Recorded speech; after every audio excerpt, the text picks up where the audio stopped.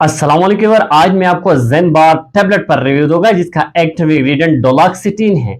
डोलॉक्सिटिन market में different brand नेमों से आते हैं, जैसे डोलान है, ज़ेनबार है और बहुत से ब्रांड नेमों से आती है, लेकिन इसका जो एक्टिव इंग्रेडिएंट है और डोलॉक्सिटिन है जो 20, 40, 60 मिलीग्राम की स्ट्रेंथ में अवेलेबल है। एक एंटी डिप्रेसेंट मेडिसिन है जो एंजाइटी, टेंशन और डिप्रेशन की ट्रीटमेंट के लिए दिया जाता है।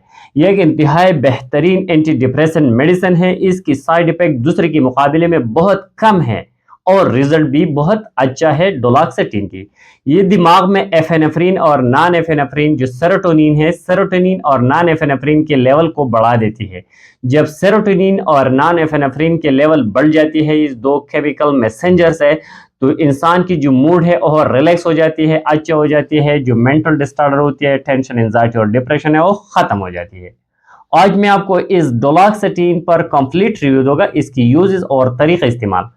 लेकिन इससे पहले अगर आप हमारे चैनल पर नए हैं तो सबसे पहले इस चैनल को सब्सक्राइब।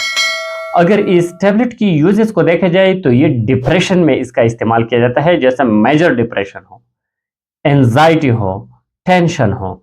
एंजाइटी और डिप्रेशन एक ऐसा कंडीशन और कैफियत होती है कि इंसान अफसुर्दा होती है, इंसान बेचैन होती है, किसी काम को दिल नहीं लग देती, गुस्सा बहुत ज्यादा आती है, घबराहट होती है, दिल की धड़कन तेज होती है, पसीने इंसान पर आती है, भूख नहीं लगती, दिन ब दिन कमजोर हो रही है, सोच बहुत ज्यादा करती है, साथ ही स्लीप डिस्टर्ब होती है, नींद इसकी ठीक नहीं है, किसी काम को दिल नहीं लगते, अकेलेपन महसूस कर देते हैं, किसी के साथ उठना बैठना पसंद नहीं कर देती। तो इन सारे मेजर कंडीशन जो होती है, जो मेंटल डिसऑर्डर होती है, अफसुर्दा होती है, परेशानी होती है, टेंशन और डिप्रेशन होते हैं, इनको खत्म करने के लिए ऑफ इसका इस्तेमाल कर सकते हैं। अगर टेंशन और डिप्रेशन की वजह से नींद डिस्टर्ब है, स्लीप डिसऑर्डर है, तो इन हालात में भी इसको दिया जाता है।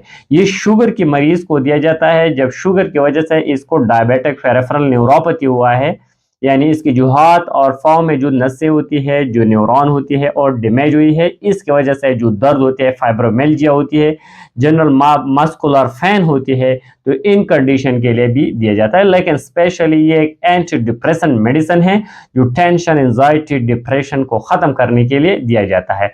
ये दूसरी एंटी डिप्रेशन की जो मेडिसिन है, इसकी रिजल्ट भी अच्छा है और साइड इफेक्ट भी इसकी से बहुत कम है।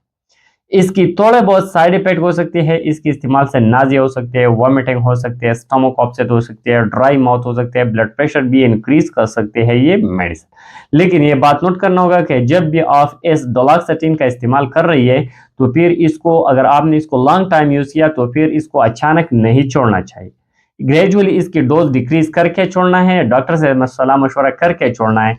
अगर आपने इसको अचानक छोड़ लिया, तो अचानक छोड़ने से आपके जिस्म पर इसकी विड्रॉवल सिम्टम आ सकती है और वो बहुत खतरनाक अलामात आपके लिए पैदा कर सकती है। अगर इसकी प्रिकॉशन और काउंटर इंडिकेशन को देखा जाए कि कौन से लोग हैं कि इसका इस्तेमाल नहीं कर सकते, तो ये इन लोगों को नहीं देना चाहिए जो इससे हाइपर सेंसिटिव हो, क्रॉनिक लिवर और क्रॉनिक किडनी डिजीज हो, और प्रेगनेंसी में भी इस मेडिसिन को नहीं देना चाहिए। अगर डोज और तरीका इस्तेमाल को देखा जाए तो ये डिपेंड करता है पेशेंट की नोयत पर। सेल्फ प्रेस्क्रिप्शन भी इसका नहीं करना चाहिए, डॉक्टर के मशवरे के साथ इस्तेमाल करना होगा। 20 से लेकर 40 मिलीग्राम तक एक टैबलेट रोजाना इस्तेमाल करना होगा, लेकिन आपके डॉक्टर आपको जितनी भी टाइम और डोज रिकमेंड किया, इतनी टाइम और डोज इसका इस्तेमाल करना। सेल्फ प्रेस्क्रिप्शन इसकी कभी भी नहीं करना चाहिए और अचानक भी छोड़ना नहीं चाहिए। अगर आपने इसको छोड़ना है तो प्लीज ग्रेजुअली इसकी डोज डिक्रीज करके छोड़ना है। अगर आपने इसको अचानक छोड़ दिया, तो अचानक छोड़ने से आपके जिस्म पर इसकी विड्रॉवल सिम्टम आ सकते हैं। Thank you for watching.